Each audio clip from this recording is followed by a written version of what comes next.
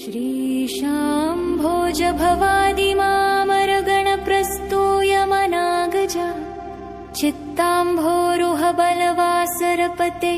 कारुण्यवारान्निधे श्रीविद्याप्रदपादपङ्कजसकृत्प्राणम्रलोकालये श्रीकण्ठेश महाप्रभो वससुतं श्रीचामराजप्रभुम्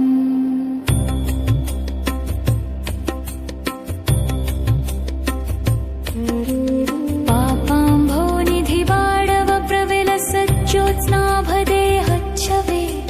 कालाहङ्कृतिवारणव्रतविधिप्रावीण्यभाक्षम्